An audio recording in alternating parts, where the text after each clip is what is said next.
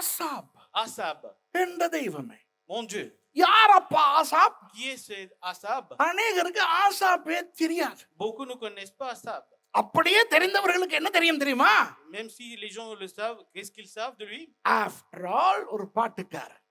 C'est un simple psalmiste, un chanteur. தாவீதின் மூலம் பாட்டு தலைவனாக ஏற்படுத்தப்பட்ட ஒரு பாட்டுக்காரர். C'est un chanteur qui est établi en tant que chantre par David. ஆனால் அந்த ஆசாப்பை தீர்க்கதரிசி என்று மத்தேயுல, அதாவது புதிய ஏற்பாட்டிலேயே நாம் பார்க்கிறோம். Mais nous voyons dans Matthieu, dans le Nouveau Testament, que ce Asaph était un prophète. எங்கே அந்த வசனம் இருக்கிறது? Où se trouve ce verset? 78ஆம் சங்கீதம் 2வது வசனம். Psaume 78, verset 2. என் வாயை உவமைகளால் திறப்பேன், பூர்வ காலத்து மறைபொருள்களை வெளிப்படுத்துவேன். இப்போ ஆசாப் என்கின்ற அந்த ஊழியக்காரர், இந்த நீங்கள் எல்லாரும் இங்கே சாரி கட்டிக்கொண்டு மேலே வந்து பாடுகிறீர்களே, Le serviteur Asaph, c'est un serviteur, mais vous tous, vous venez avec les saris pour chanter ici. அது போல பாட்டு ஊழியத்துக்கு ஏற்படுத்தப்பட்டவர். Il a été établi pour le ministère de chant, comme vous. சரித்திரத்தை பார்த்தால் ஆசாப்புக்கு ஒரு இசைக்கருவியும் வாசிக்க தெரியாது. Si nous voyons dans l'histoire, Asaph ne savait pas jouer un seul instrument de musique. தாளத்துக்கு கைதட்ட தெரியும், Il sait applaudir pour le rythme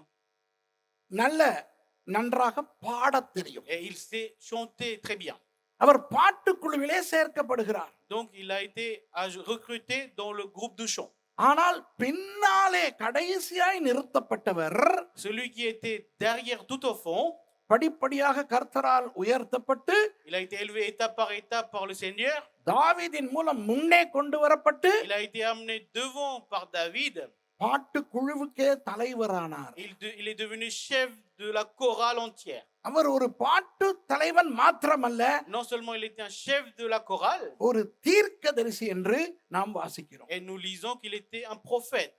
சங்கீதங்களிலே 12 சங்கீதங்கள் அவர் எழுதியது. Dans les psaumes, parmi les psaumes, il en avait écrit 12. 50வது சங்கீதம், Le psaume 50, அப்புறம் 73ஆம் சங்கீதத்திலிருந்து 83ஆம் சங்கீதம் வரையான 11 சங்கீதங்கள். et les psaumes de 73 à 83, les 11 psaumes. அதிலே அவர் அதிக நீளமாக பாடிய பாடல் தான் 78வது சங்கீதம். C'est le chant le plus long, c'est le psaume 78 qu'il a chanté.